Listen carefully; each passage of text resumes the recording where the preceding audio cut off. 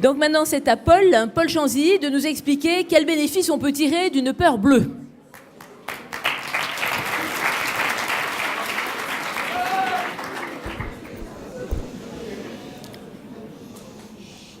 Chers amis, éminents jurys, camarades rhéteurs, professeurs, spectateurs, quel bénéfice peut offrir une peur bleue? C'est écrit là. Hein. Brainstormons quelques instants ensemble. Peur, vapeur, rappeur, joker, non, ça on a dit que c'était polémique. Bleu,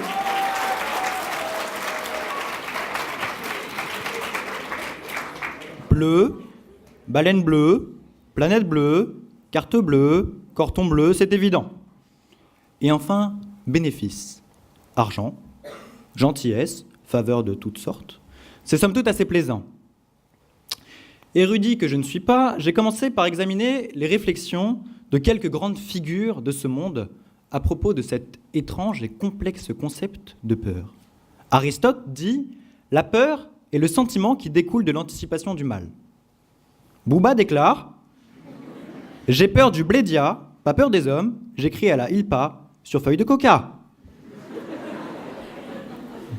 Même si certains de ces éminents poètes emploient parfois un vocable singulier, il n'en demeure pas moins que la peur semble être un concept universel que tout homme connaît. Finalement, la peur, qu'est-ce?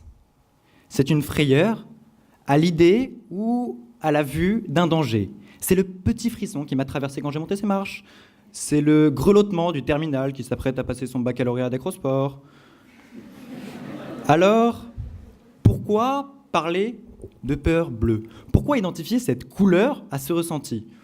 On pourrait parler de peur rouge, noire, violette.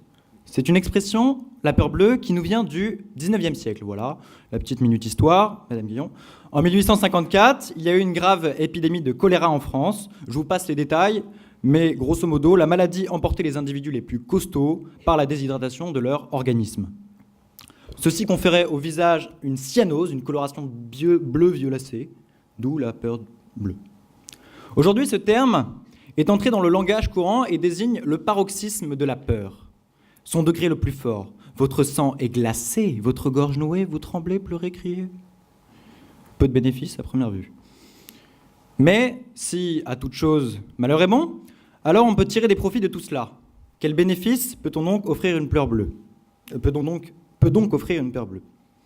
Une peur bleue, c'est l'occasion de se mettre en face de soi-même, de faire le point, de se demander pourquoi on a mis une cravate pour un sujet sur le bleu, pourquoi on a mis une cravate violette pour un sujet sur le bleu, bref, de se remettre en question. La peur bleue est la leçon d'humilité qui rappelle à tout homme sa condition faillible d'homme. Le premier bénéfice est donc bien personnel et ne concerne que sa relation avec soi-même. Le choc intense, dur, ferme, corsé qu'induit cette peur bleue permet de revoir les fondements d'une vie. C'est une opportunité extraordinaire que de faire table rase sur toute norme exécrable, toute mauvaise habitude que nous avons ancrée dans notre quotidien pour manger 5 fruits et légumes par jour et enfin apprendre à dire supercalifragilistique-expialidocious. Une peur bleue, c'est la possibilité de se dépasser, d'impressionner, de subjuguer, de séduire son entourage. En un mot, waouh! C'est une qualité assez prodigieuse que de parvenir à garder son sang-froid face à une terrible inquiétude. Notre peur bleue apparaît alors comme une scène de théâtre où il est possible de faire la démonstration de son génie là où tous les autres sont tétanisés, la peur au ventre.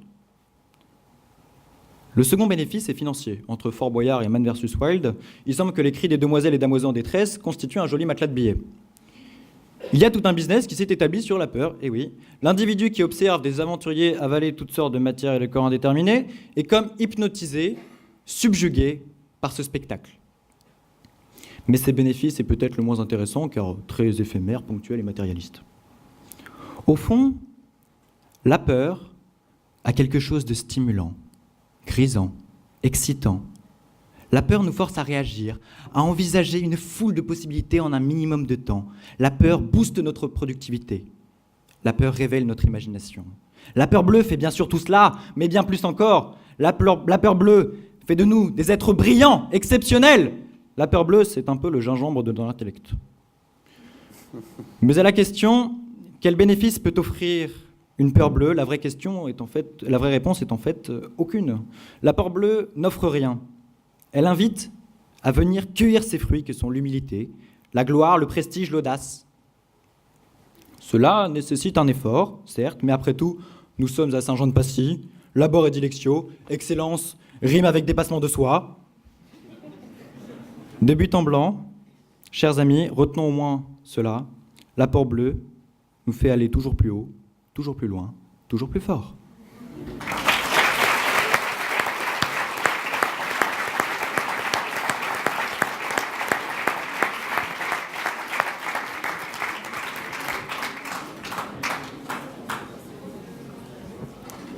Bonjour Monsieur Chanzy. Vous nous avez donc expliqué que avoir une peur bleue permettait de se retrouver face à sa condition faillible d'homme. Et donc je vous poserai cette question. Qu'en faites-vous en tant qu'élève de Saint-Jean-de-Passy, en tant que jeune homme de terminale, pour trouver des expériences concrètes qui vous permettent d'aller toujours plus haut, plus fort, plus loin, comme vous l'avez dit? Pour ne rien vous cacher, chère madame, j'ai une peur bleue de parler en public, mais je pense que ce soir, il y a eu plus de peur que de mal. Donc, c'est ce genre d'aventure qui nous permet de nous dépasser. Et finalement, oui, dans ma petite vie de jeune de Saint-Jean, je n'ai pas trop d'inquiétude, j'ai pas trop d'occasion de m'en faire. Mais ça, c'est vachement stressant.